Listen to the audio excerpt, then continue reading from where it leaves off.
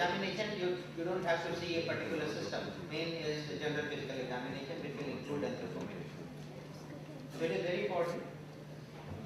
The general appearance of the child, whether the child is conscious, alert, unconscious, and then the vitals, including the temperature. The vitals will include temperature because hypothermia is common. You need to find out. Then anthropometry, classifying the severity of malnutrition. So this child is 5 kg, so you need to consult the WHO growth charts. Wait for age for girls, the correct kind of chart, and see against 1 year and 5 months. Sorry, 1 year and 6 months, 18 months. So you will see the median is 10.2. So what is the interpretation? You could just say that the child is having less than 2 standard deviation, but less than 2 standard deviation doesn't tell you how severe it is. Okay, you can say less than 3 standard deviation. It means the child is severely malnourished. But again, less than 3 standard deviation is also understatement of this child's gravity of malnutrition. Less than 3 is even 7.2. Even the child was 7.1, it would be less than 3 SD. But this child is only 5. So even saying less than 3 SD does not convey the whole information. So the better way is to calculate the percentage of the median. Percentage of the median is 49% of the expected for this age, which will tell you about the severity. So this child, as per IAP classification, is PM grade 4, no edema. You also need to see the length. So you again see the appropriate chart. Length for age for girls. Length is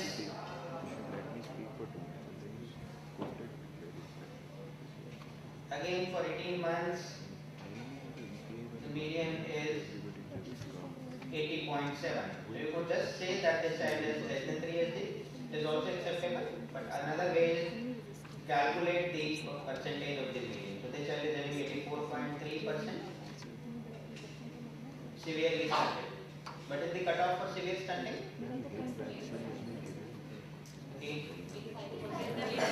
Less than 85%. Also need to see weight for length. Very important. The most important out of all these 3 parameters is weight for length. So never forget to miss it. So again the right kind of chart, weight for length for girls. So this is the Z score.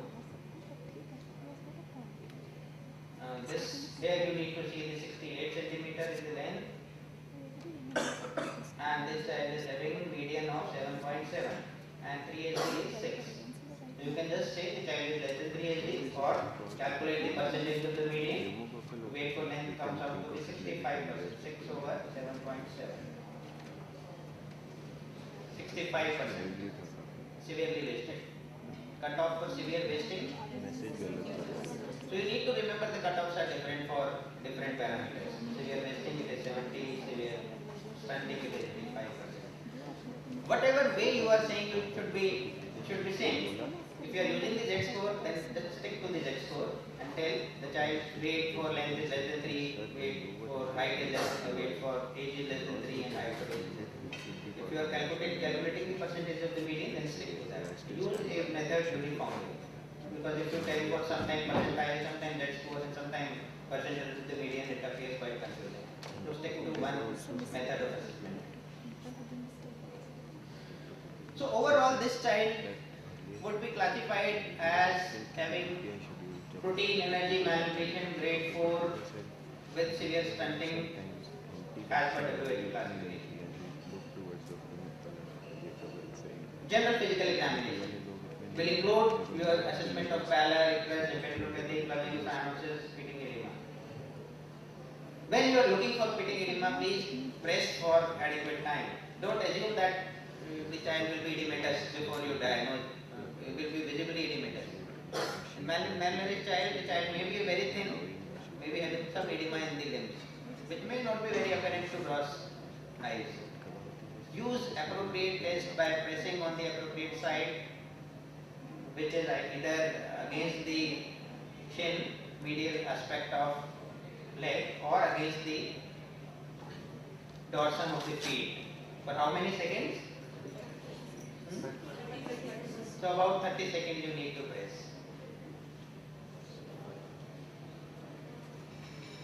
So apart from the examination of all this parallel lymphadenopathy, you need to present the detailed head-to-toe examination, which is relevant to the case. Whenever you present the general physical examination, it should be relevant to that case. If you are looking for a particular sign, you should be able to say why are you looking for that. General physical examination is never general. It is tailored to the specific case. Apart from the maybe just few signs like parallel lymphadenopathy, cyanosis, clubbing, edema, and you need to tailor your general physical examination to that case. So in protein energy malnutrition case, what are you going to see? The signs of macronutrient deficiency, which will be apparent in hairs. The hairs would be hypopigmented, lusterless, easily pluckable. You need to describe about the wasting. I have seen students finishing off the case without even mentioning the features of malnutrition. You need to mention there is marked muscle and fat wasting, the low fold of skin over where only shoulders, only buttocks, or even the buccal pad of fat is lost. So here I am going to mention that as per this appearance, the loose folds of skin over shoulders and buttocks, but the buccal pad of fat is relatively preserved.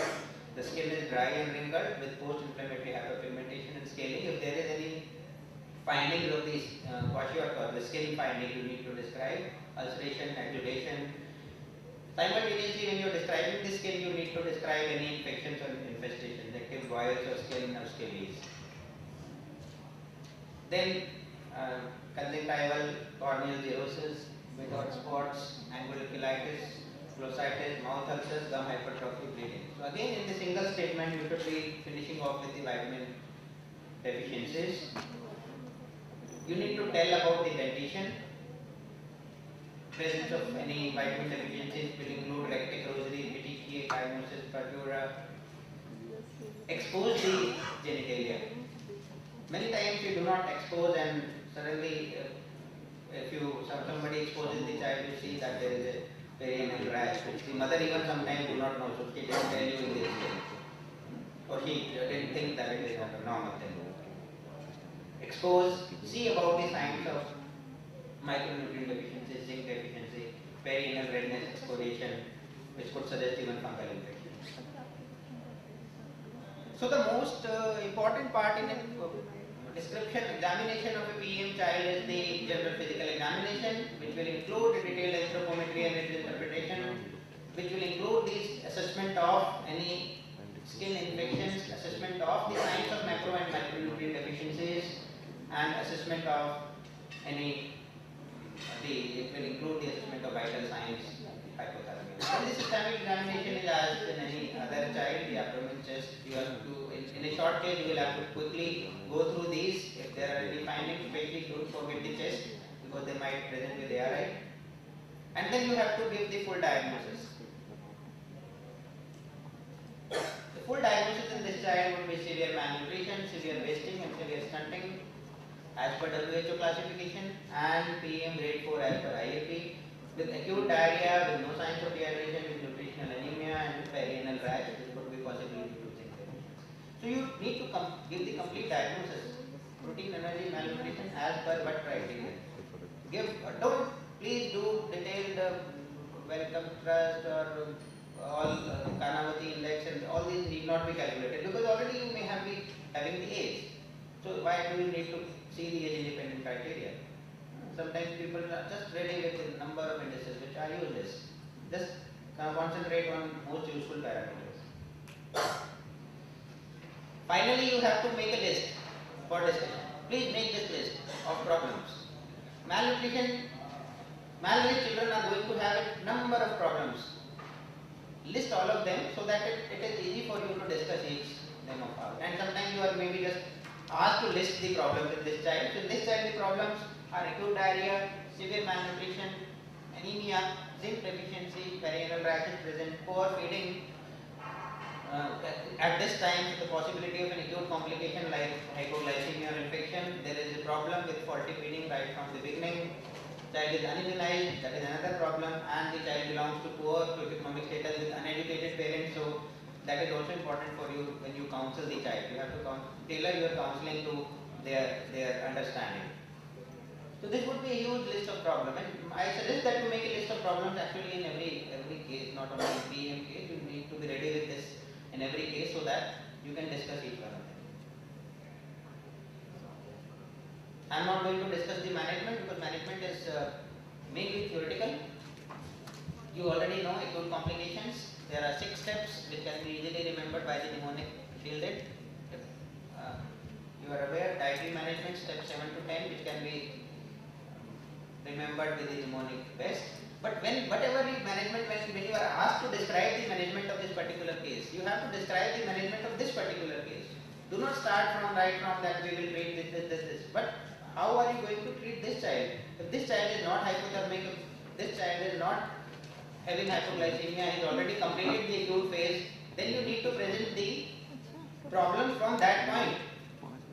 You cannot say that if the child is already admitted in the hospital for last 10 days, already started gaining weight, then you cannot start that I am going to manage this child as this, I am not going to do the blood sugar and going to, that has already been done. You will say that as this child is already recovered from his acute phase, already free of infection, his appetite has returned, and the child is now started gaining weight.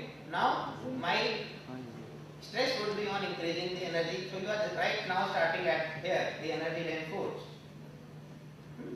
Now my task is that I will increase the calorie content to say 150 to 180 calories per kg by using this kind of diet, and I would prepare this child for discharge. I will immunize this child. I will counsel the parent so that the problem doesn't occur in future again. I am going to give a dietary chart. I am going to tell her how can she sustain in low cost. So all this management needs to be discussed tailored to the particular case. So that's it. If the organizers allow you a couple of questions, then fine. You sit down. May I request Professor Anija to please come in?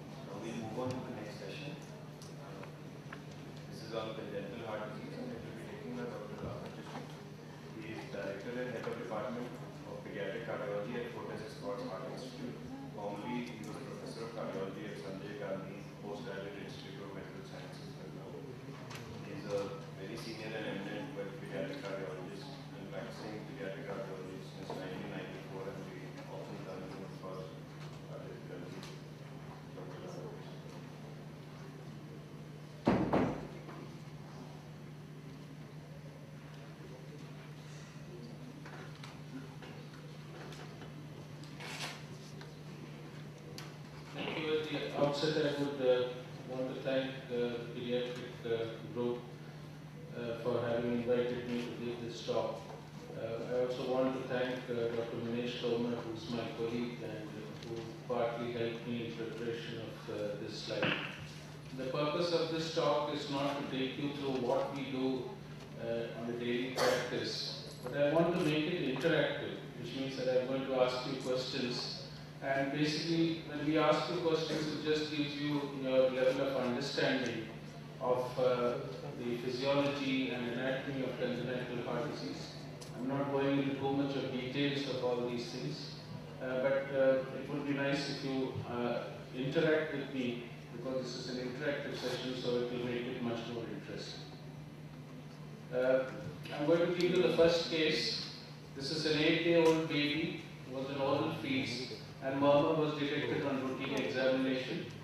There was no evidence of congestive heart failure, cyanosis. The femoral pulses were normal.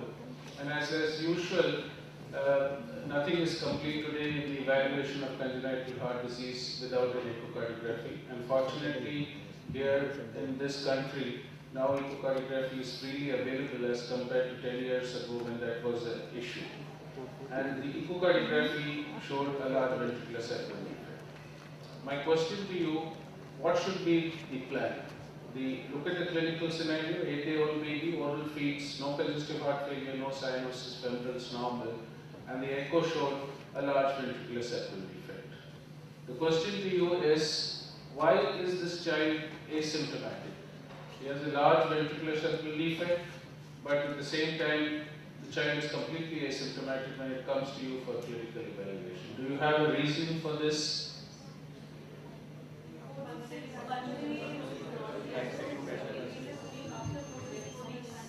So when does the pulmonary vascular resistance drop normally? 4 to 6 weeks. Very good. And that's the reason why this child, in spite of having pulmonary hypertension and large ventricular septal defect, is asymptomatic. What happens in premature babies? Does the pulmonary vascular resistance falls early or does it fall late? Sorry? Sorry, I didn't get you.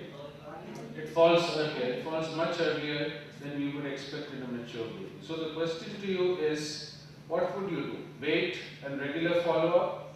Would you start decongestive treatment in this child, or would you refer this child for emergency surgery? Regular follow-up. When would you like to see this child? 4 weeks. 4 to 6 weeks, because that's the time when the pulmonary vascular resistance starts dropping. That's the time when this child is likely to go into congestive heart failure. And then subsequently we would like to give medications to control the congestive heart failure and then go on to subsequent management. Very good. Another case scenario, a 2-month-old baby, tachypneic, tachycardic, failure to gain weight, and was admitted with query pneumonia, because many times these pneumonias are basically some sort of an upper respiratory tract infection. Of course, these babies are prone to have upper respiratory tract infection. Winter months are terrible for these group of babies who are untreated. The child had signs of congestive heart failure, pulmonary hypertension. The femoral arteries were normal. What would be a plan in this? The echo, of course, showed a large ventricular septal defect. The 3 plans for you: would you do decongestive treatment, give antibiotics if there is infection for suspected chest infection, and plan early surgery? Would you refer directly for early surgery, or do you think that VSD surgery cannot be done in such a small baby?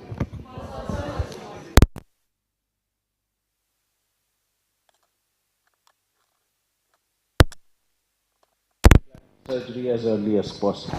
If at any point of time you think that this child does not have any evidence of active chest infection, then start decongestive treatment and start making plans for referral for VSD closure.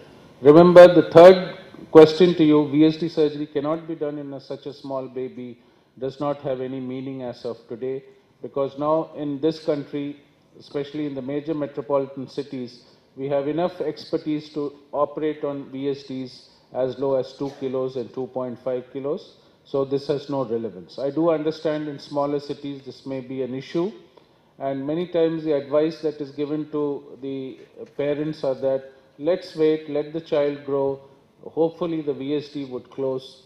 These scenarios never ever happen, and the majority of these babies die if you don't treat them. So that is the fourth advice which is frequently given to the parents. VSD will close on its own, nothing to be done. Remember that only a very small percentage of large ventricular septal defects close in its natural history.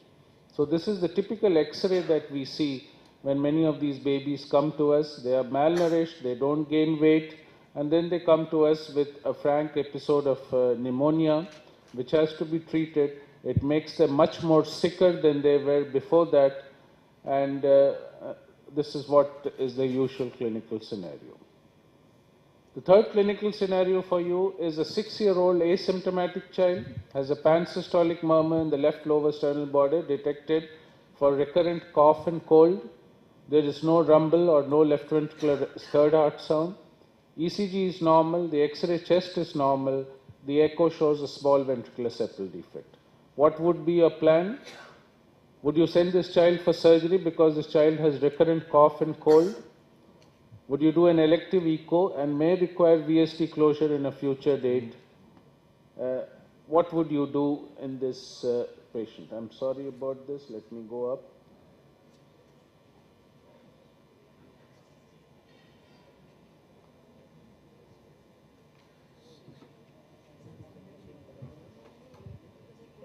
Thank you. So what would be your plan? Would you send this child for surgery because it has recurrent cough and cold, or would you just wait and watch? Wait and watch. So this is another group of patients who come to us very frequently and has been told that, look, you have recurrent cough and cold, and I think the VST is responsible for this. And many times we find it very hard to convince them that it is not the VST which is responsible, because we have already defined that the VST is small. The reason being that the ECG is normal, the clinical examination is very conducive with a small ventricular septal defect, the X-ray chest is normal, and today, of course, the echo can clearly show you that it's a small ventricular septal defect. So you have to convince the parents that it is not the VST which is responsible for these recurrent coughs and cold, and that we would like to wait and watch, because this VST is not causing any hemodynamic impairment for the child. So what is the current status of ventricular septal defect, which is one of the most common congenital heart disease that you encounter in daily practice as pediatrician? If it is a non-restrictive VST, which means that it is a large ventricular septal defect causing heart failure, pulmonary hypertension, etc., we start decongestive treatment with medications, and the mainstay of this medication is only diuretics and digoxin. There was a period of time when ACE inhibitors like captopril and enalapril, which is very frequently given in heart failure, became very popular. But now we realize that this medication has hardly any use in treatment of structural heart defects like ventricular septal defect causing congestive heart failure. It is still the mainstay of treatment for patients who have left ventricular dysfunctions like cardiomyopathy, etc. But in a setting of ventricular septal defect, patent ductus arteriosus, etc., causing congestive heart failure, it has no role. So the mainstay is Lasix and digoxin, and then elective closure between 3 to 6 months of age if it is stable on medicine. If it doesn't stabilize on medicine, then there is no point in waiting. We might have to operate as early as 2 months. But in general, it is extremely rare to close a ventricular septal defect before 2 months of age. But if you find that on medication, the child is not gaining weight, it is still in congestive heart failure, then the best option is to refer for surgical correction. Then there is a group of patients who are defined as moderate ventricular septal defect. In these group of patients, there is no pulmonary hypertension, but the heart is enlarged. The child comes to you, the parents come to you that the child is not gaining weight very well. Usually, we wait for some time, put this child on decongestive treatment. The reason for waiting is then a hope that some of these moderate sized ventricular septal defect might actually reduce in size, and therefore we might wait till about 1 year of age if the child is stable. Again, the crucial point is regular follow-up and see whether the child is gaining weight on a regular basis. If so, let us wait for about 1 year. Some of us say that let us wait for even 2 years. Give the nature the opportunity to close this or reduce this size. If not, then surgical closure. Restrictive VSDs basically mean small VSD, and I defined to you in my previous slide normal chest X-ray, normal weight gain, normal ECG, and the echo shows that it's a small ventricular septal defect. We would, of course, as I said, medical follow-up. Acute prophylaxis for subacute bacterial endocarditis is a controversial issue. Initially, everybody used to prescribe endocarditis prophylaxis for small ventricular septal defect, but the current recommendation today of the Pediatric Cardiac Society is that small ventricular septal defect need not be advised endocarditis prophylaxis. The reason is that it is so rare that trying to prescribe endocarditis prophylaxis is a complete waste of time. This issue is still controversial, but the recent recommendation shows that for small ventricular septal defect, it is not necessary. However, remember that a small percentage of small ventricular septal defect may require surgery later in life because of certain anatomical reasons like aortic valve prolapse, or a child has already suffered from an episode of endocarditis. So these are very rare exceptions. 95% of small ventricular septal defects do not require any surgical correction because they do well, and it is surprising that over a period of time, the first decade of life, second decade of life, these VSDs can actually narrow and start closing down. So this is our current practice for patients of ventricular septal defect. The second group of patients are atrial septal defect. And here are some clinical scenarios. a 3-month-old child who is stable. An ejection systolic murmur was noticed on routine examination when the child came for the first vaccination, was referred for echo, showed a fossa ovalis AST. I am purposely writing 8 millimeters because 8 millimeters is considered a small to moderate level of shunt. Mildly dilated right atrium, normal pulmonary artery pressure. What would you do in a patient of atrial septal defect who has no symptoms? Would you put the child on digoxin, Lasix and refer for early surgery? Would you give no cardiac medication at present and follow up and advise that may require closure later and counsel the family that AST will definitely close on its own? Yes, no cardiac medication. Why? Why are they asymptomatic? Why is a patient of ventricular septal defect very symptomatic, whereas a patient of atrial septal defect is not asymptomatic? No, it has got nothing to do with the pressure gradient. I'll just give you a brief explanation. Remember that atrial communication is at a low pressure level. Ventricular communication is at a high pressure level. So the majority of patients of atrial septal defect, when they come to you, have normal pulmonary artery pressures. Whatever be the size of the defect, whether it is 8 millimeter or 16 millimeter, since the communication is at a low pressure level, remember that the right atrial and left atrial pressures are very low, to the tune of 3 to 4 or 5 millimeters of mercury, whereas ventricular level communication, the pressures of the left side of the heart is directly communicated to the pulmonary artery. So a large ventricular septal defect will always have severe pulmonary hypertension. Atrial septal defect in the majority of cases will have normal PA pressures, and that is why it is extremely rare to diagnose atrial septal defect at 3 months of age. The majority of these murmurs are missed because it's an innocuous murmur and the child is asymptomatic, growing well, so these diagnoses are missed. You would be surprised to know that 50% of atrial septal defects are actually diagnosed in the second and third decade of life, rather than at this age. Whereas if you look at ventricular septal defect, 50% of these patients have started developing Eisenmenger syndrome. So there is a dramatic difference in the natural history of patients of atrial septal defect. So you are very correct. There is no reason to give any decongestive treatment. There is no reason to refer for early surgery. No cardiac medications are required at present, but you would like to follow up. The question whether an AST would close or not, I'll try to answer this in subsequent slides. This is a 2-year-old child. No complaints. Murmur on routine evaluation, no congestive heart failure, no pulmonary hypertension.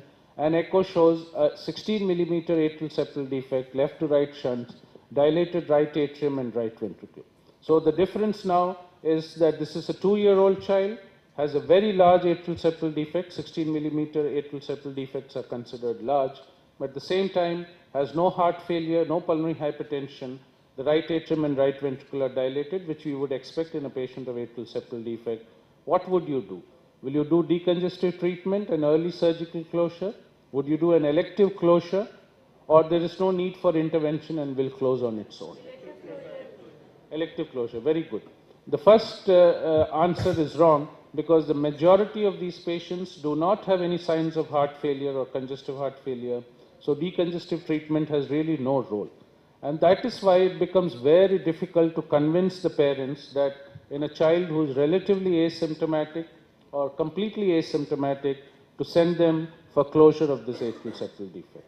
The reason why we do that is as an insurance that in the second and third decade they don't develop any trouble like heart failure or pulmonary hypertension.